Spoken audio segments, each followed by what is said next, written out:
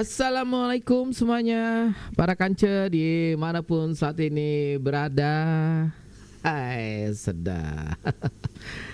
Terima kasih banyak untuk para kanca yang sedang menyaksikan kita live di Facebook seperti biasa. Dan malam hari ini kita akan ngebahas sesuatu yang lagi tren, lagi viral di seluruh Indonesia. Dan Serasan Radio sebagai satu-satunya radio yang perhatian dengan yang lagi viral.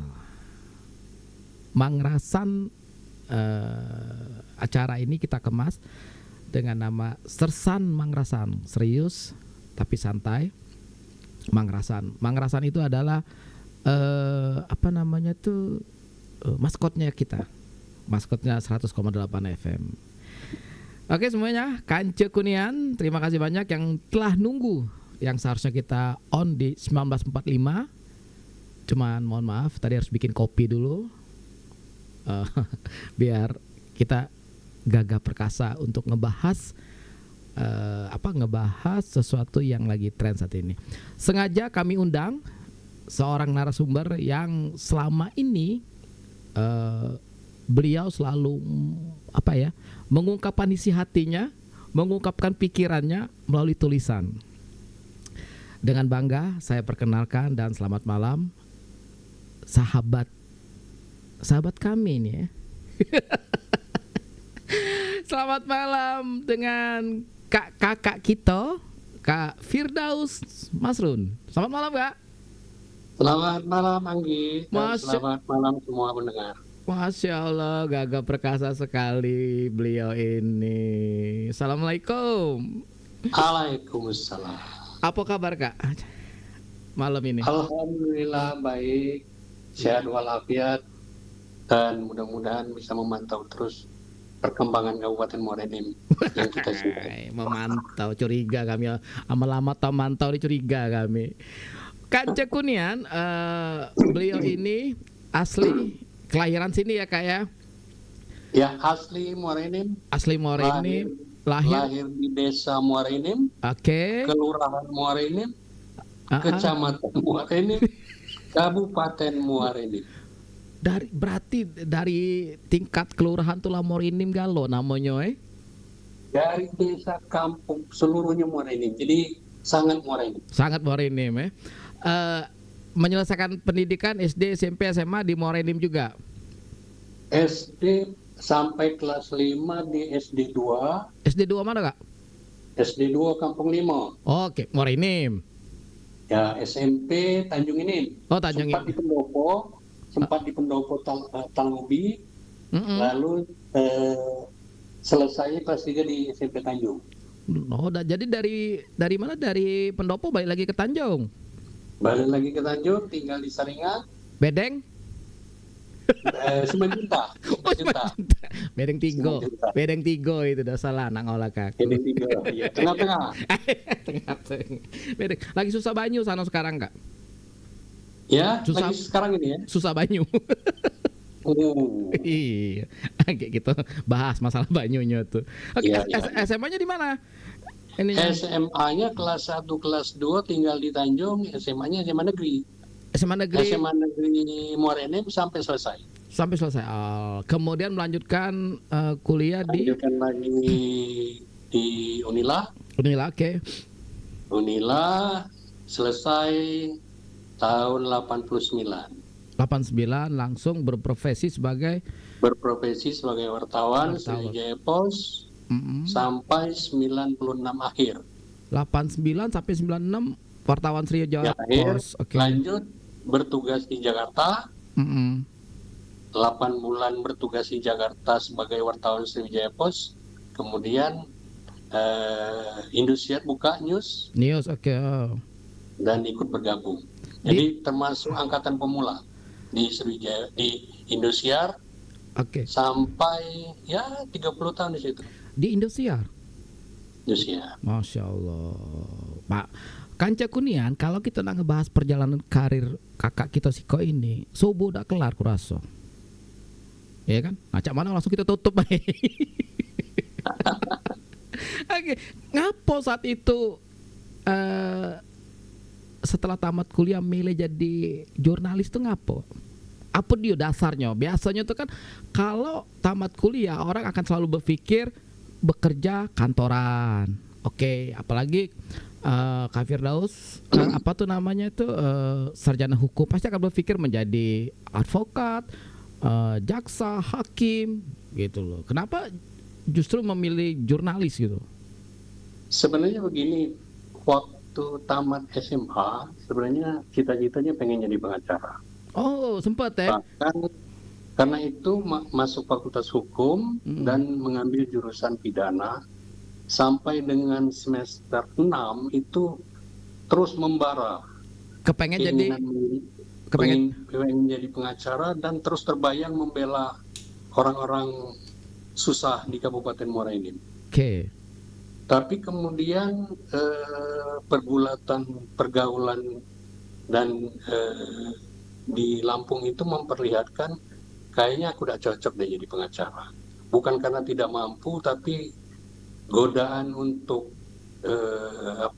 materialistik itu kuat sekali. Oke. Sementara fenomena-fenomena sosial membuat gelisah.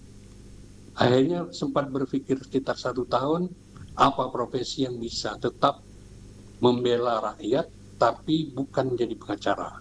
Oke. Akhirnya dipilihlah pengen jadi wartawan.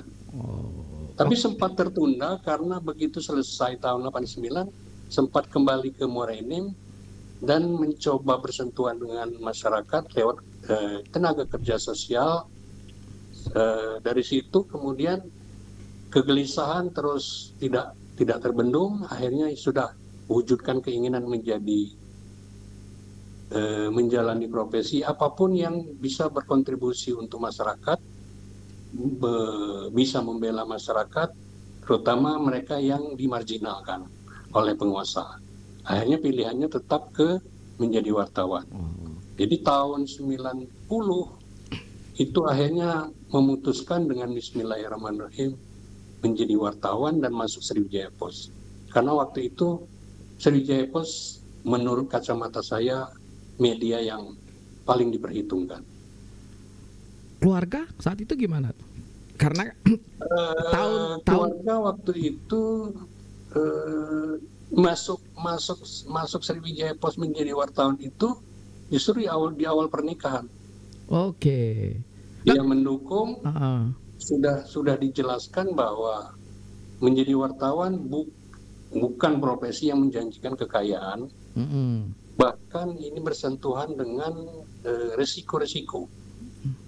Tapi keluarga mendukung dan ya sudah jalani. Dan ternyata memang ketika risiko-risiko itu memang datang, dia sudah siap. Lahir batin. Lahir dan batin. Okay. Pernah ditangkap, pernah dikurung, pernah diculik, pernah diteror. Okay. Jadi kalau masyarakat tahu atau pernah mendengar kisah Udin, wartawan Jogja, kira-kira apa yang dia alami sama. Oke. Bedanya dia berakhir dengan kematian, saya tetap selamat. Tapi urat penakutnya sama, sudah putus. Nah, oke. Itu kan keluarga. Bapak Ibu saat itu gimana? Ketika memilih profesi, karena kan tahun 90-an orang tua itu kan akan bangga anaknya ketika bekerja yang tadi tuh loh, yang jadi yang pokoknya bekerja yang jam 8 masuk kantor, jam 4, jam 5 pulang gitu loh, Mas. Orang tua saya itu gimana? Tahun 89 itu ketika selesai kuliah, itu 2 bulan setelah itu orang tua pensiun sebagai ASN, PNS waktu itu di Dikbud, dan beliau menawarkan saya untuk waktu itu masih boleh ganti posisi, menggantikan dia. Tapi saya tolak halus dengan bahasa saya bahwa mohon maaf, tidak pernah terpikir oleh saya untuk menjadi pegawai negeri. Dia kaget, apa alasannya? Saya bilang menjadi pegawai negeri itu mulia, bagus, tapi kayaknya nggak cocok buat saya. Jadilah. Karena waktu itu sudah mantap pengen jadi pekerja sosial, tapi yang resmi lah. Nah, Karena itu ketika akhirnya memilih menjadi wartawan, dia kaget. Dalam bayangan dia wartawan itu tukang foto. keliling Mbak ini foto. Apa? Kayak di perkawinan ya. Oke, benar. Itu fotografer itu bilang. Wartawan itu adalah profesi yang mengontrol, membela rakyat, mengontrol penguasa, dan berjuang untuk kebenaran yang diyakini. Iya, oke. Dan dengan tanpa mengetahui lebih dalam, dia mengiyakan. Dan terbukti, dia mengikuti perkembangan. Oke. Karena itu ketika ditugaskan di daerah lain, saya kepada Sriwijaya Pos menolak. Saya mau masuk Sriwijaya Pos dan menjadi wartawan di lapangan dengan syarat saya bertugas di Kabupaten Muara Enim. Tetap di Muara Enim ya? Kenapa katanya di Muara Enim? Saya bilang itu daerah saya. Okay. Dan bentuk kecintaan saya kepada Muara Enim saya buktikan dengan menjadi pengontrol penguasa di Kabupaten Muara Enim. Ya, bukan pengabdi tapi pengontrol. Saya mengambil posisi lain. Jadi bentuk cintanya berbeda. Oke, jadi cinta. Kanca Kunian, menarik sekali opening kita malam hari ini. Seorang sosok Firdaus Masrun yang selama ini kita sering baca tulisannya dan alhamdulillah bisa kita live kan. Suatu kebanggaan bagi kami Serasan Radio bisa menghadirkan dan menyebarluaskan ke Kanca Kunian cerita di balik kenapa beliau memilih profesi yang saat itu tidak tren. Tadi Kak Firdaus sempat bilang sempat diteror, diculik, kemudian diintai. Itu ketika menanganin kasus apa itu? Saya dulu dikurung di sel, istilahnya di sel ya, oleh pimpinan TNI di daerah. Oke. Karena waktu itu tulisan saya menyorot bisnis side job dia di luar. Side job. Saya diculik ketika saya meliput persidangan yang melibatkan seorang pimpinan pasukan pimpinan TNI waktu itu yang kasusnya di persidangan, lalu saya liput. Saya didatangi oleh personil. Waktu itu minta saya, dia memanggil keluar dari ruang sidang dan memperingatkan saya untuk tidak meliput. Apalagi menyiarkan. Saya bilang, saya dengarkan permintaan ini, tapi kalaupun saya tidak membuat beritanya, bukan karena saya takut, tapi karena menurut saya liputan ini memang tidak layak untuk diberitakan. Kalaupun saya akhirnya memberitakan, juga bukan karena saya berani, tapi karena menganggap liputan saya ini memang layak untuk diberitakan. Bingung dia dengan jawaban itu. Akhirnya malam hari ketika saya lagi ngetik berita itu, saya didatangin, diketuk pintu. Begitu saya keluar langsung saya dibekap. Mereka berboncengan motor. Saya disuruh duduk di posisi boncengan tengah. Lalu saya dibawa ke kantor ya. Lalu saya dibawa ke sebuah tempat yang dekat dengan pemakaman. Dan saya di sana di teror. Secara fisik atau ini verbal ya? Verbal non verbal. Oke. Karena saya di kegelapan malam, saya diteror dengan perkataan yang tujuannya menakuti. Dua orang itu dengan ucapan-ucapan yang akan menghabisi nyawa saya kalau tidak menuruti kemauan mereka. Lalu salah satunya megang meceng. Oh iya, berarti serius nih Bapak itu. Tapi pada saat itu saya udah berserah diri kepada Allah, kalau memang Oke. akhirnya seperti ini ya sudah. Oke. Lalu saya bilang, ya terserah kalian, saya pasrah aja. Tapi tetap saya dengan apa yang saya katakan sore tadi, Iya. bahwa kalau ini saya beritakan bukan berarti saya berani, tidak takut dengan kalian. Tapi karena memang berita ini layak diberitakan dan diketahui masyarakat. Tapi kalau tidak jadi saya beritakan, juga bukan berarti saya takut dengan kalian. Tapi karena memang tidak layak diberitakan. Akhirnya mereka gimana ya? Akhirnya saya ditinggal. Akhirnya mereka justru galau sendiri dengan perkataan tersebut. Ya, akhirnya saya ditinggal dan pulang jalan kaki. Berapa jauh itu dari tempat itu ke balik lagi ke rumah itu?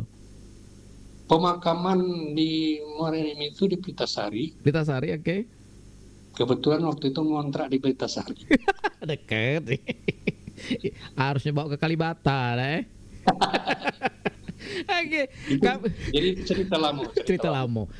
Oke, kita cerita banyak sedih ya, Ya. Oke, Kak Fir, tadi pas kita sebelum mulai acara ini kita sempat puterin Kata Radio. Itu salah satu program yang dilaksanakan oleh PRSSNI seluruh Indonesia, Persatuan Radio Siaran Swasta Nasional, tentang ada apa tadi, tentang pilkada. Oh ya. Nah ini sudah mulai serius nih, Iya. Kopi jangan banyak gula.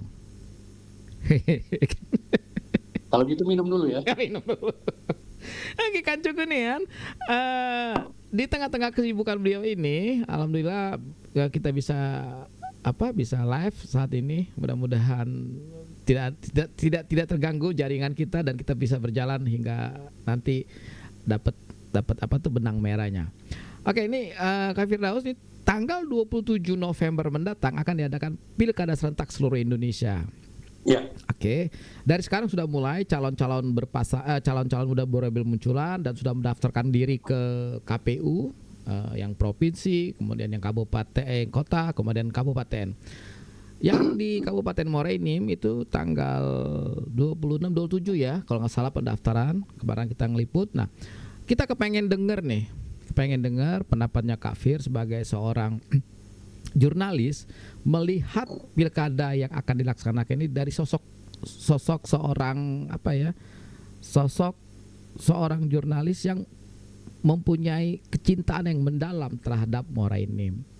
Apa nih sebenarnya sosok calon pemimpin Muara Enim ke depan yang di mata Kak Firdaus cocok untuk memimpin?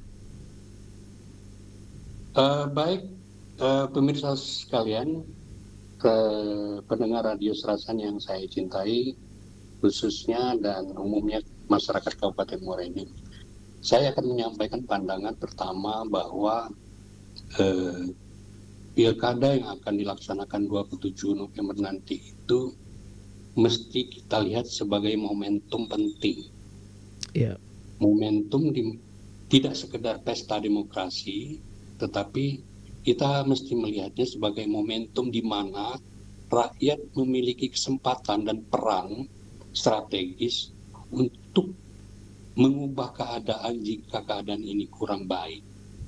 Oke. Momentum masyarakat untuk berpartisipasi, berkontribusi, melakukan apa yang diinginkan, tetapi melalui aturan main yang konstitusional.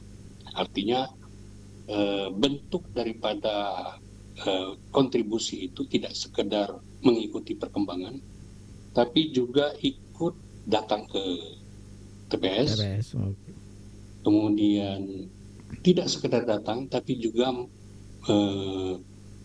mencoblos, menyampaikan hak suara, tapi juga ikut mengikuti perkembangan dan mengawasi. Tidak saja pada saat pelaksanaan, tapi dari awal persiapan, dari penyaluran logistik, kampanye, itu masyarakat harus terlibat. Selama ini masyarakat itu lebih saya sebut sebagai pasif saja mengikuti perkembangan, tetapi tanpa disadari kadang-kadang kepasifan masyarakat ini dimanfaatkan oleh pihak-pihak tertentu yang punya keinginan untuk berbuat tidak baik. Misalnya Misalnya begini, kita belajar dari pengalaman, kita telah memilih pasangan yang akhirnya menjadi pemimpin. Ada anggapan bahwa kualitas pemimpin yang terpilih itu adalah merepresentasikan, menggambarkan begitulah karakteristik masyarakatnya. Karena itu profil-profil yang pernah terpilih itu kita harus berkacamata pada diri sendiri. Memang kita yang menghasilkan, memang begitulah karakteristik dan kualitas masyarakat yang memilih. Karena itu jika di masa lalu kita pernah melakukan yang terpilih itu tidak benar misalnya, kita harus mencoba memperbaiki itu. Ada yang salah dalam hal proses kita memilih. Karena itu saya bilang tadi, tidak berpartisipasinya itu tidak sekedar datang dan mencoblos, tapi juga mengikuti dan mengawasi dari proses persiapan, pelaksanaan, sampai dengan pasca pencoblosan itu. Jadi hulu dan hilir, masyarakat harus terlibat dalam proses itu, sehingga kita bisa meminimalisir perilaku-perilaku curang yang dilakukan oleh pihak-pihak tertentu. Baik, mohon maaf, saya katakan, perilaku curang itu tidak hanya dilakukan oleh pelaku, tidak hanya oleh kandidat, tidak hanya dilakukan oleh peserta, tapi sangat mungkin juga dilakukan oleh tim sukses. Juga bisa dilakukan oleh petugas. Mohon maaf, ada yang namanya oknum, sengaja berpihak, padahal dalam aturan main, pelaksananya KPU, Bawaslu, sampai pihak aparat keamanan itu tidak boleh berpihak. Tapi apa yang kita sering saksikan adalah keberpihakan. Dan masyarakat kadang-kadang bukan tidak bisa membuktikan, tapi tidak mau terlibat dalam hal proses pembuktian itu. Itulah ketidakmauan dan kepasifan masyarakat itulah sehingga yang terjadi kecurangan diabaikan, dianggap hal biasa. Sehingga lahirlah pemimpin terpilih yang tidak memuaskan. Belum lagi kita bicara money politik ya. Oh, jadi apa ya namanya tuh, partisipasi masyarakat ya. Jangan terlalu kita ngomong, jangan terlalu cuek gitu ya. Iya. Jadi benar-benar berperan peran serta masyarakat memang sangat dibutuhkan.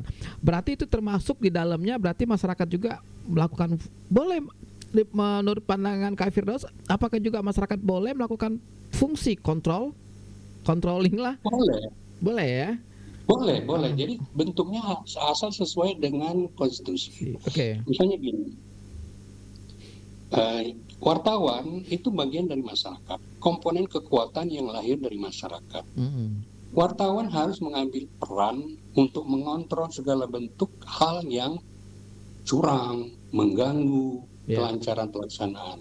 Kemudian para LSM yang peduli, memang betul-betul peduli, dia harus mengambil peran dalam hal kontrol terhadap proses yang dilakukan maupun pelaksanaan sampai dengan pasca pencoblosan. Dia harus mengambil peran.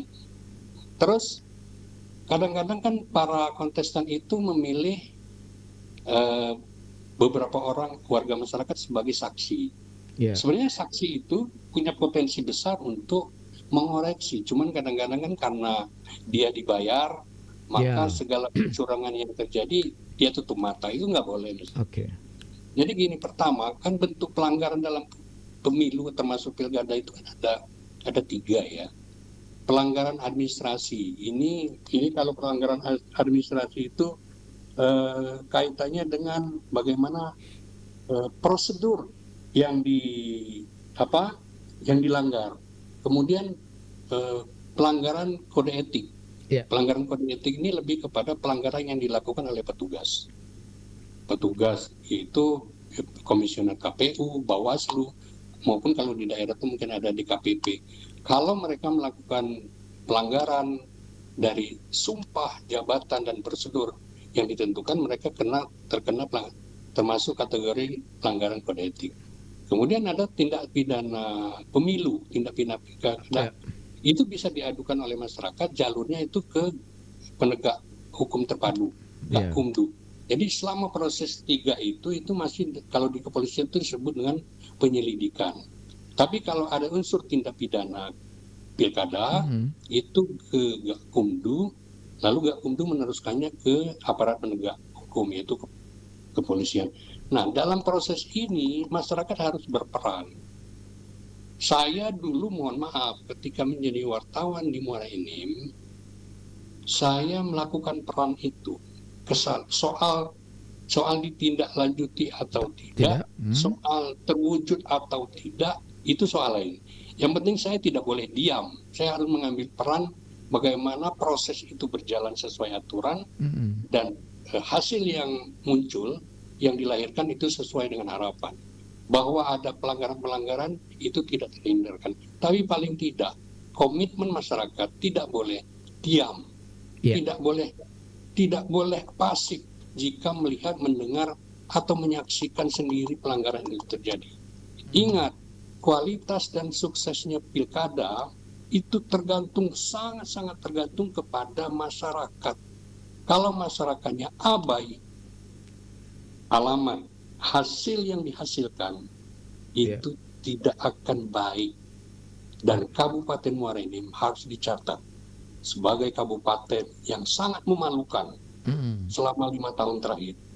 5 tahun terakhir 8 bupati dan pejabat bupati, dan ini menjadi sorotan.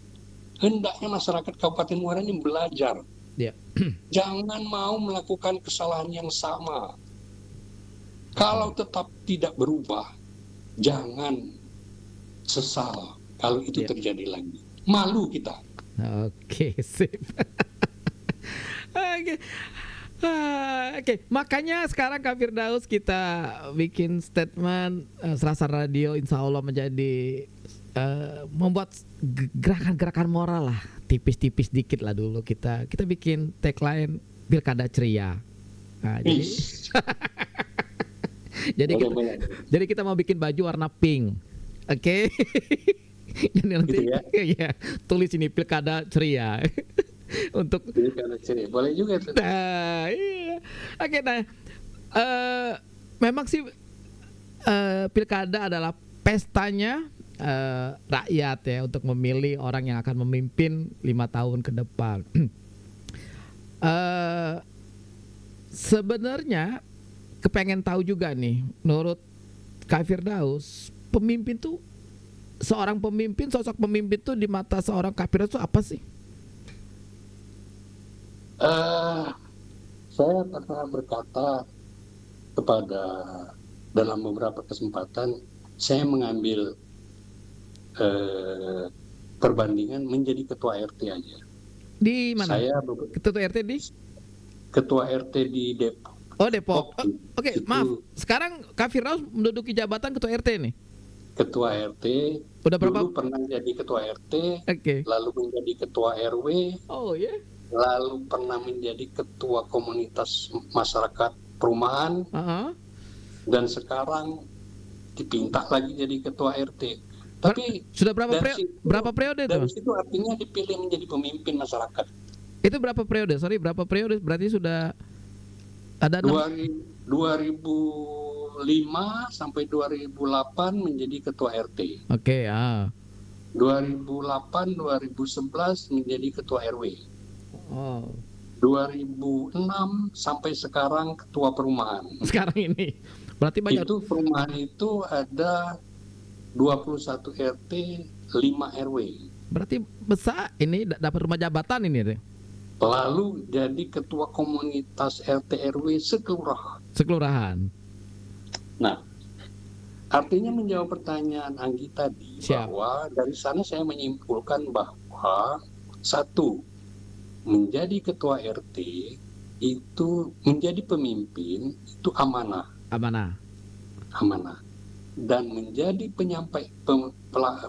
pengambil amanah yang baik itu, menjadi pemimpin yang baik itu, selama ini kita sering mendengar bahwa menjadi pemimpin itu ada 2 syaratnya, mau dan mampu. Tapi menurut saya tidak cukup. Banyak orang yang mau tapi tidak mampu. Banyak orang yang mampu berpendidikan tinggi Iya. tapi tidak mau. Mm-mm. Ini urusannya kerja untuk masyarakat ya. Oke. Tapi ada orang yang mau, dia mau dipilih, mau Mm-mm. mampu, pendidikannya tinggi, Tinggi. tapi ternyata juga nggak benar. Kenapa? Ada syarat ketiga yang tidak dia miliki. Peduli. Oke. Mau, mampu, dan peduli. Seorang bupati tidak cukup dengan mau dan mampu, Oke. tapi dia juga harus mencintai daerah ini. Mm-mm. Ada komitmen kuat yang tidak sekedar diucapkan, tapi di dalam dirinya dia memiliki rasa cinta kepada daerah ini. Tidak cukup diucapkan, Yeah. tidak cukup menjadi bumbu kampanye, tapi dia harus mencintai daerah ini. Dari cinta itulah lahir komitmen diri dia. Tidak perlu diucapkan. Dia ingin berkomitmen membangun daerah ini. Itulah peduli. Dia akan sedih kalau Kabupaten Muara Enim yang dia pimpin ini tidak maju. Yeah. Kalau dia tidak sedih, malah dia sibuk memperkaya diri. Oke. Itu tidak peduli. Berarti Ini gagal. yang harus kita pilih. Ya, berarti dia gagal sebagai seorang pemimpin ya. Iya. Ya. Makanya ada yang bilang kita harus pilih putra daerah. Saya pikir tidak mesti putra daerah. Tapi asumsinya barangkali dengan menjadi pemimpin dari putra daerah, maka cinta itu akan ada. Yeah. Teori itu tidak selalu benar. Banyak sekali putra daerah.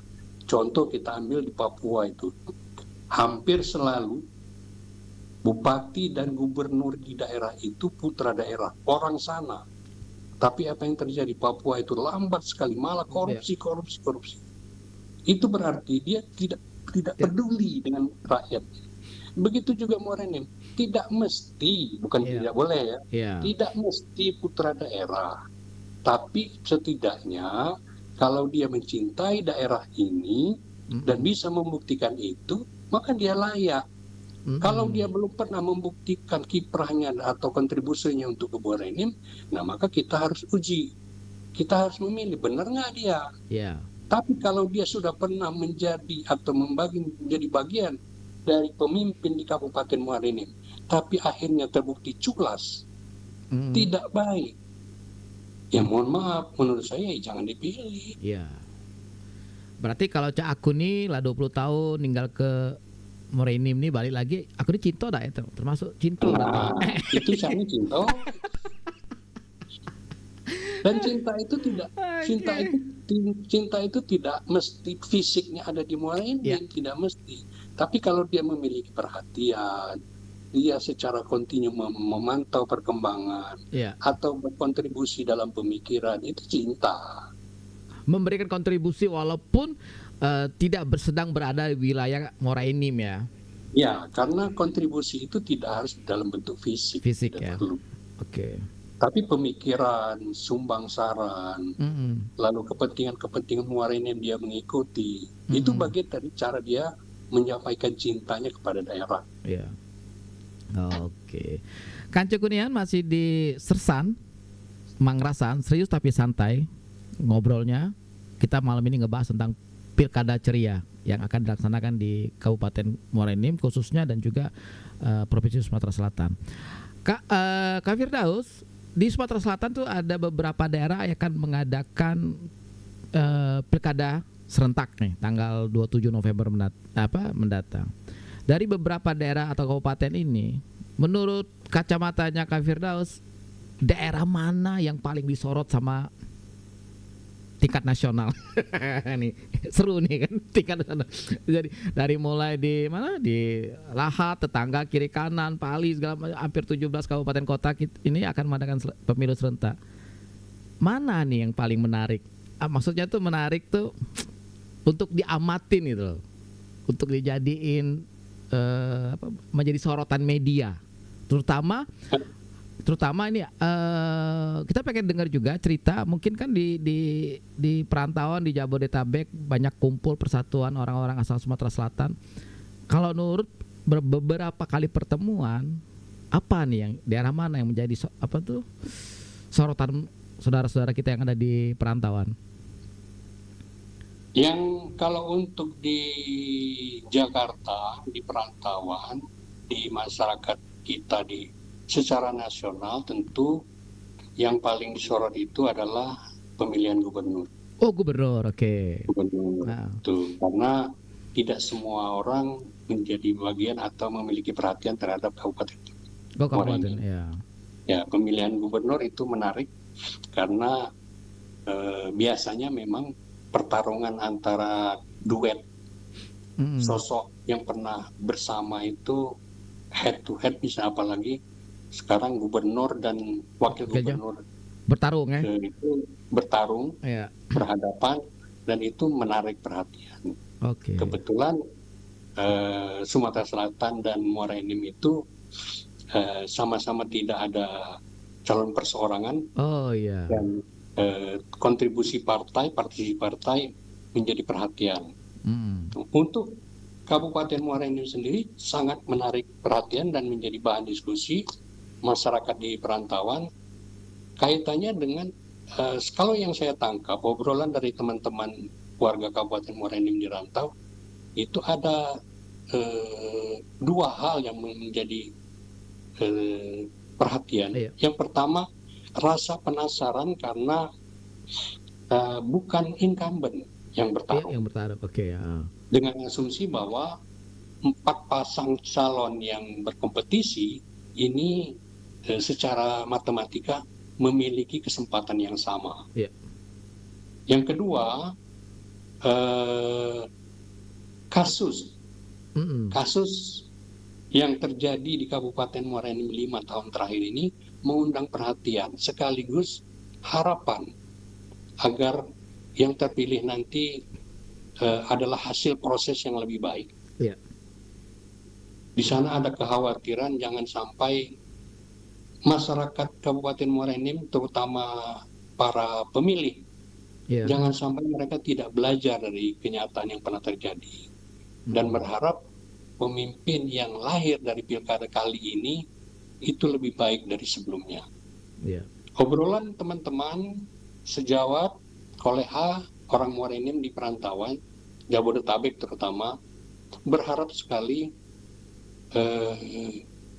pilkada kali ini adalah momentum mengubah citra Muara Enim yang kaya dengan potensi sumber daya alam, dengan sumber potensi mineral, energi mineral, minyak, juga dengan hortikulturanya, supaya kekayaan itu menjadi modal yang betul-betul menjadi kekuatan untuk membangun sehingga Kabupaten Muara Enim menjadi lebih maju.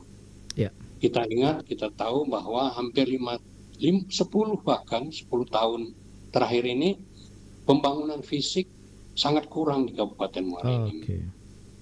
Apa yang dihasilkan selama 10 bahkan 15 tahun terakhir ini? Coba bertanya, apa yang dihasilkan pembangunan fisik? Nyaris, mohon maaf, nyaris, mungkin lebih tepat kita sebut kurang sekali. Kurang sekali. Bila dibandingkan dengan potensi yang kita miliki. Kemudian ada harapan supaya pemimpin yang terpilih ini betul-betul dengan dekat kepada rakyat. Sehingga sekarang ini kan di mana-mana yang sangat menjadi perhatian itu adalah kedekatan pemimpin dengan rakyat. Jangan sampai pemimpin nanti yang terpilih itu menjaga jarak dengan masyarakat. Dia sering turun ke bawah, tidak terlibat konflik dengan masyarakat, dan memberi ruang bagi masyarakat, baik itu media, LSM, atau komponen pemuda, untuk memberikan kontribusi pemikiran. Jadi pemerintah nanti diharapkan memberi ruang dialog kepada komponen-komponen masyarakat ini untuk ikut terlibat. Yang ketiga, berharap juga supaya DPRD yang baru yang terpilih juga ini memainkan peran strategis dan kekuatan berimbang dengan eksekutif supaya menjadi bagian dari pembangunan yang sedang berproses nanti. Demikian kira-kira. Oke. Sedikit agak melenceng nih dari pilkada nih. Balik lagi ke cerita karir nih. Sempet katanya yang saya baca di apa tuh pengalaman pernah menjadi wartawan yang standby di istana kepresidenan. Benar itu Ya. Mas? Benar kah? Tahun berapa tuh, menjadi Kak?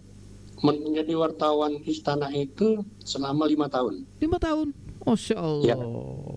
Tahun Di akhir masa kepresidenan Pak Harto, oke, ha. lalu lanjut ke Pak Habibie, lanjut Gus Dur, dan sedikit beberapa bulan Megawati. Presiden Megawati. Oh ya berarti 4 presiden gitu nih. Ya, karena waktu itu lebih ke menjadi wartawan politik. Oh wartawan politik ya. Wartawan politik, desnya 5 tahun itu di istana. Di istana ya. Selebihnya di DPR. Oke. Boleh cerita pengalamannya Kak? Cak Mano?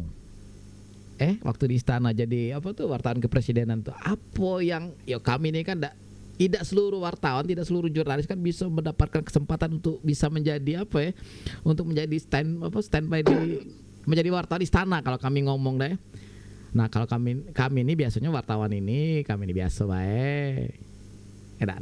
Wartawan istana tuh kepengen tahu pengalaman yang menarik di situ tuh. Aku ambil 2 hal. Yang pertama perbedaan gaya, style masing-masing presiden. Udah boleh pakai jeans. Oh ini, oke, presidennya. Ya, presiden. Ini mungkin penjelasan tentang perbedaan ini agak menjawab pertanyaan itu. Oke. Yang pertama, Soeharto itu sangat disiplin dan tertib. Oh. Sangat disiplin dan tertib. Sampai ke urusan wartawan, siapa yang meliput, bagaimana teknis peliputan, bagaimana cara kerja wartawan itu harus dilandasi oleh ketertiban dan kedisiplinan. Oke.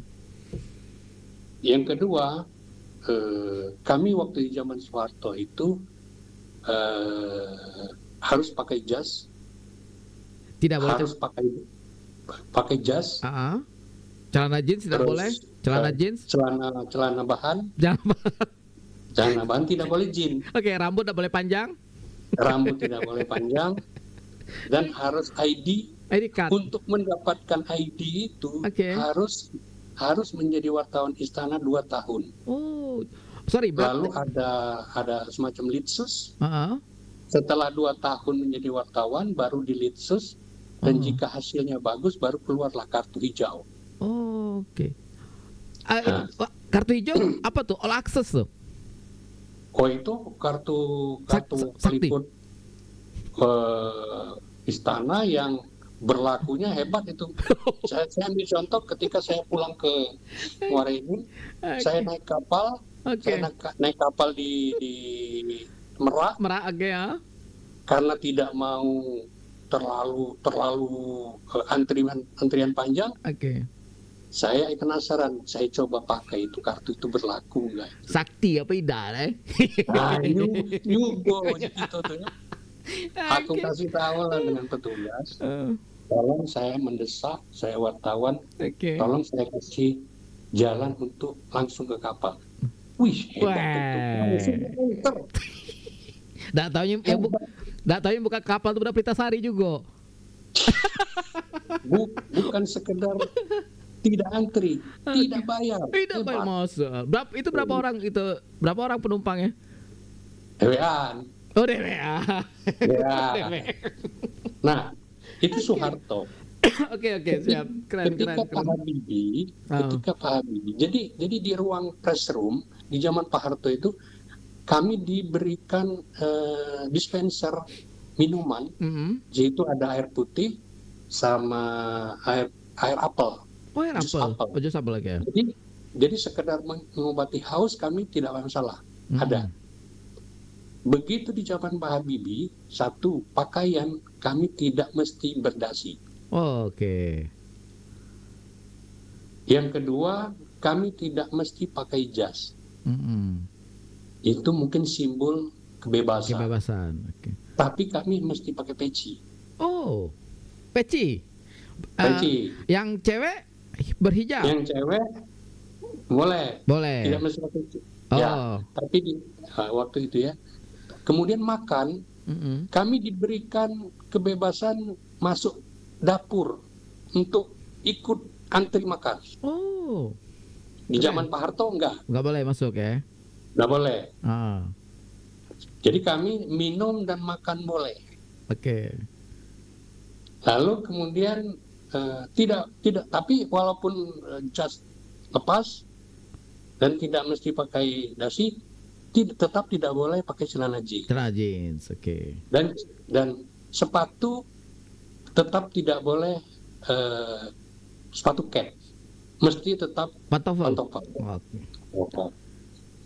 Perubahannya hanya pada boleh tidak pakai jas, boleh tidak pakai dasi. Lalu di zaman Habibie lah kami boleh doorstop. Oke. Di zaman Pak Harto, doorstop adalah impian yang tidak pernah terwujud. Nggak boleh. Nggak boleh. Nyelonong nanya bisa ditangkap. Oke. Jadi ada satu peristiwa Oke. di zaman Pak Harto, cerita sedikit. Boleh, silakan. Hari itu pagi-pagi ada sidang kabinet yang semua wartawan jam 7 harus sudah standby sebelum sidang kabinet dimulai. Oke. Seperti biasa, sebelum Pak Harto masuk ruang sidang, kami mewawancarai para menteri, mengkonfirmasi peristiwa-peristiwa yang terjadi di lapangan. Lagi keasikan wawancara begitu, tiba-tiba ada satu peristiwa waktu itu, kasus Timur Timur. Yeah. Kami ingin konfirmasi, jadi kami menunggu Pak Wismoyo, Panglima TNI ya saat itu ya? Ya waktu itu. Jadi Pak Wismoyo itu kami tunggu, tokoh yang paling kami tunggu. Tiba-tiba muncullah menteri lain yang teman-teman itu, wih Pak Wismoyo datang, wih, berebutanlah kami datang. Ngejar. Ternyata bukan. Dan kami merasa kecil, akhirnya pada ketawa. Yang ingin saya ceritakan adalah ketika kami semua tertawa, apesnya saya lupa memantau situasi. Ketika teman-teman sudah berhenti tertawa, saya masih ketawa gitu. Pada saat itu Pak Harto masuk.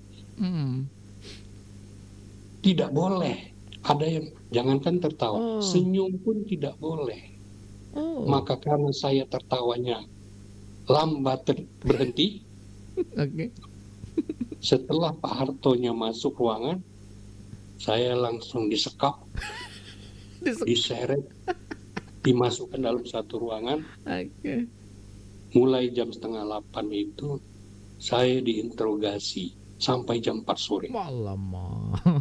Dianggap menghina. Dan selama interogasi itu, siapa saya itu dibuka semua.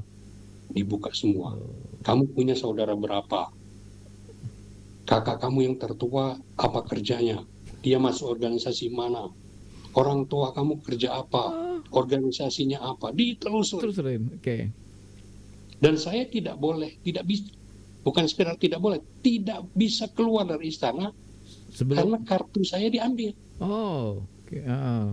Jadi keluar harus pakai kartu. Nah, untuk mendapatkan kartu itu saya diinterogasi sampai jam 4 sore. Akhirnya hasil interogasi dia tidak ditemukan saya itu bagian dari organisasi terlarang. Lalu akhirnya saya diberikan kartu itu lagi dan saya boleh pulang. Hanya gara-gara terlambat berhenti tertawa. Tertib nih ya. Oke, balik lagi ke setelah Habibie, Gus Dur. Gus Dur kami mengharapkan ada kebebasan yang makin terbuka. Ternyata itu benar ketika dalam hal kami mendapatkan berita. Gus Dur membuka luas-luasnya untuk doorstop, untuk dicegat dimanapun, untuk bertanya apapun boleh. Satu. Yang kedua, boleh pakai celana jeans. Berubah mulai. Boleh pakai sepatu cat. Tidak mesti pakai jas. Dan kartu hijau pun berubah menjadi kartu Orange, oke. oren. Dan untuk mendapatkannya silahkan bebas. Oh, semakin terbuka. Semua media, asal medianya jelas, boleh mengusulkan mau berapa. Orang yang tidak pernah. Jadi saya pernah sekali mengikuti kunjungan Komisi 5 DPR ke Riau, Ya. meninjau perkebunan sawit di sana. Di tengah hutan itu, saya ketemu dengan wartawan lokal yang ternyata mengalungkan kartu pers dari istana. Dari istana. Kartu warna orange itu. Saya bilang, kamu dapat kartu ini dari mana? Dari pimpinan redaksi saya. Kamu pernah ke istana nggak? Nggak pernah. Itulah kebebasan yang terjadi di zaman Gus Dur. Ya. Di zaman Megawati. Saya pernah mengikuti, saya ambil contohnya cerita, saya pernah mengikuti kunjungan Megawati ke Timur-Timur. Bukan Timur-Timur. Ke Papua Nugini. Kita yang sempat mendapatkan kebebasan dan kemudahan mendapatkan berita dari Gus Dur, tiba-tiba berubah lagi sulit mendapatkan berita karena proteksi yang begitu ketat. Mirip seperti kembali pada zaman Soeharto. Kami tidak boleh bertanya, dan sumber berita kami cukup dari Biro Menteri Pers. Penerangan. Oke. Jadi sepulang perjalanan, kalau zaman Pak Harto dulu Harmoko kan, konferensi pers di pesawat. Nah itu di zaman Megawati ya seperti itu. Seperti itu terjadi lagi. 2 hari kunjungan kerja, 2 hari itu dirapel semua informasi perjalanan, hasil-hasil kesepakatan yang dicapai, konferensi persnya di dalam pesawat dalam perjalanan pulang. Persis di zaman Pak Harto. Kanca Kunian, cerita seru tentang karir seorang sosok yang menjadi narasumber kita malam ini, Firdaus Masrun SH, Master Komunikasi. Seru, kita tadi sempat kebahas tentang di awal karir beliau menjadi wartawan, kemudian kita minta pendapatnya tentang pilkada di Kabupaten Muara Enim dan juga Sumatera Selatan.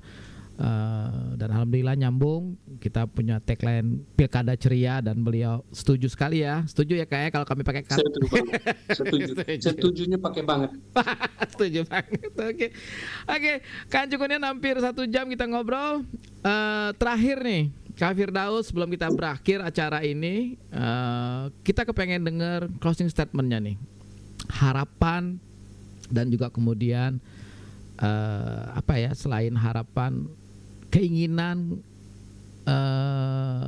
apalagi dalam posisi Kak Firdaus yang sekian puluh tahun merantau dan kalau pulang ke Muara Enim pas lebaran atau pas apa nih? Pas launching album Hasdi Sopian bae. Lebaran balik apa tidak kakak nih? Dulu waktu masih aktif di Indosiar, waktu terbatas untuk balik ke Muara Enim. Tapi selalu disempatkan, terutama ketika setelah Lebaran. Oh, setelah Lebaran ya. Oh, tetap Lebaran pertama. Minimal setahun 2 kali. Setahun 2 kali ya.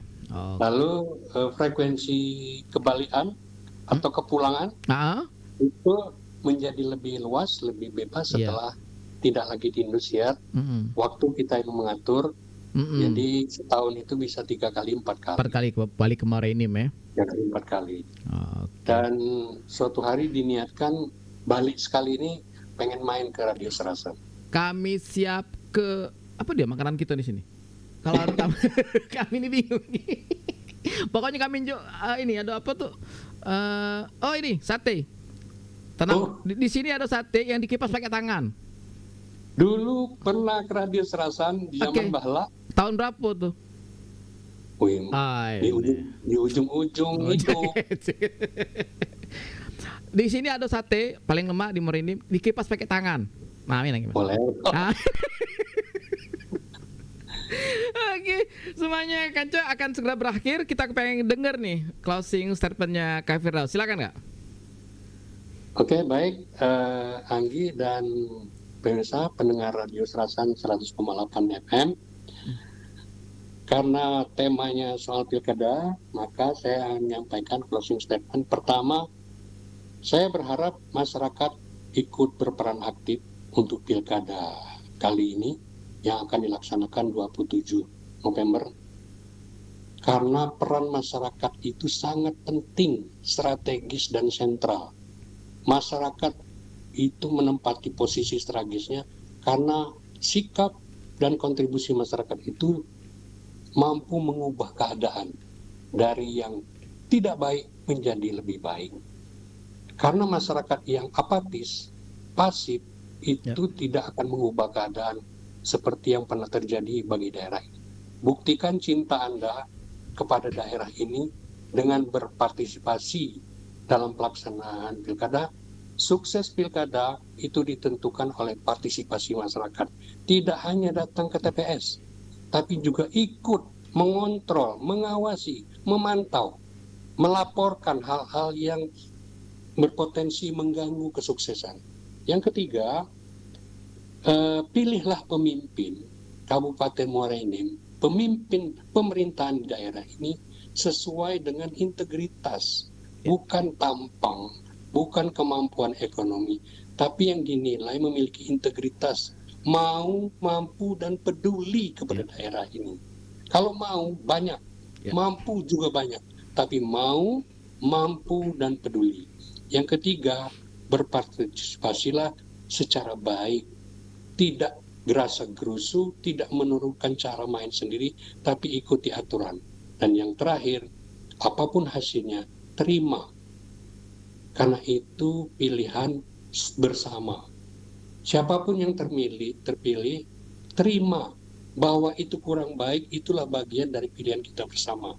Bahwa itu tidak memuaskan, Anda masih punya kesempatan untuk mengontrol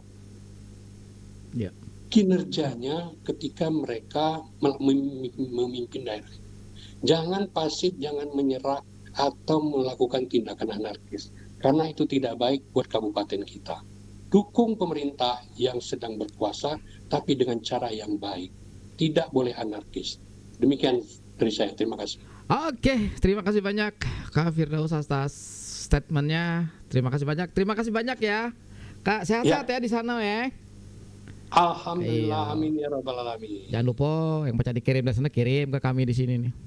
Jangan perlu janji itu jangan lupa sate itu. Sate kipas pakai tangan. Oke semuanya, Kanca Kunian, berakhir sudah kita podcast kita, talk show kita daring dengan Kak Firdaus Masrun dari Depok. Saat ini beliau stay di Depok. Terima kasih Kak Firdaus, bye bye. Assalamualaikum. Assalamualaikum. Oke Kanca Kunian, kita akan terus siaran streaming kita di www.serasanradio100,8.com dan juga melalui frekuensi kita 100,8 FM, kemudian melalui Facebook yang tadi baru saja kita live. Kanca Kunian, kita akan selalu tampil dengan selalu tampil dengan program-program yang akan buat kejutan-kejutan untuk Kanca Kunian. Saat ini kita tampil dalam program yang kita kasih bandrol Sersan Mangrasan, serius tapi santai. Kita akan banyak ngebahas di dalam acara ini segala macam informasi dengan narasumber, dengan bintang tamu yang insya Allah memberikan sesuatu kebaikan untuk kita semuanya. Dan apapun yang kami bahas, ada salahnya, mohon dimaafkan. Saya DJ Anggi, pamit undur diri bersama dengan Dayat Tralala dan juga Dery Pamungkas. Terima kasih banyak Kanca Kunian. Kita akan muncul besok. Besok kita insya Allah jam 14 sampai pukul 15 kita akan Sersan Mangrasan akan tampil dengan Paskibra dari Muara Enim. Terima kasih banyak dan bye bye. Assalamualaikum.